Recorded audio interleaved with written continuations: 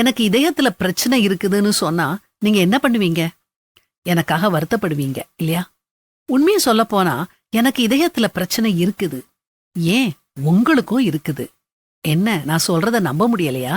நாம நம்ம இதயத்துக்குள்ள எதையெல்லாம் அனுமதிக்கிறோமோ அதை வச்சுதான் நம்ம இதயத்தோட நிலைமை இருக்குது.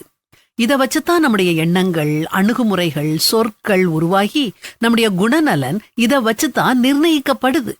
கடுமையான நாவு உடையவங்க கோபமான இதயம் உள்ளவங்க. எதிர்மறையான நாவை உடையவங்க பயப்படும் இதயத்தை உள்ளவங்க. ஆத்திரமுள்ள நாவு இருந்தா அமைதியற்ற இதயம் இருக்குதுன்னு அர்த்தம். பெருமையுள்ள நாவு உள்ளவங்க பாதுகாப்பற்ற இதயத்துக்கு சொந்தக்காரங்களா இருப்பாங்க. அருவருப்பான நாவை உடையவங்க அசுத்தமான இதயத்தை வச்சிருக்காங்க. கசப்பான இதயத்தை உடையவங்க எப்பவும் அடுத்தவங்கள குறை சொல்லிக்கிட்டு இருப்பாங்க. ஆனா அதே சமயம் நாம நல்ல விஷயங்களை அனுமதிச்சா நம்ம இதயம் நல்லா இருக்கும். அடுத்தவங்களை எப்பவும் ஊக்குவிச்சுக்கிட்டே இருக்கிறவங்க அழகான இதயம் கொண்டவங்க. மென்மையா பேசுறவங்க அன்பு இதயத்துக்கு சொந்தக்காரங்க. உண்மையை மட்டுமே பேசுறவங்க நேர்மையான இதயத்தை உள்ளவங்க. நம்ம சூழ்நிலை எப்படி இருந்தாலும் பரவாயில்ல, நம்முடைய இதயம் நல்லா இருந்தா எல்லாம் நல்லா நடக்கும், நாமும் சந்தோஷமா இருப்போம். அதுக்காக கெட்ட விஷயங்களே மனசுக்குள்ள இருக்காதுன்னு சொல்ல முடியாது.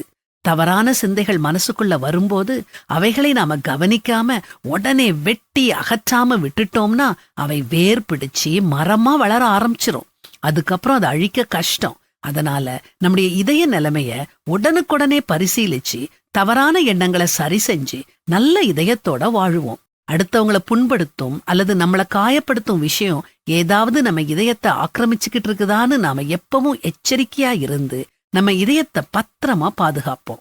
நல்ல மனுஷன் தன் இருதயமாகிய நல்ல பொக்கிஷத்திலிருந்து நல்லதை எடுத்து காட்டுகிறான். பொல்லாத மனுஷன் தன் இருதயமாகிய பொல்லாத பொக்கிஷத்திலிருந்து பொல்லாததை எடுத்து காட்டுகிறான். இருதயத்தின் நிறைவினால் அவனவன் வாய் பேசும் அப்படின்னு பரிசுத்த வேதாகமத்திலையும் வாசிக்கிறோம். உங்க இதயம் எப்படி இருக்குது?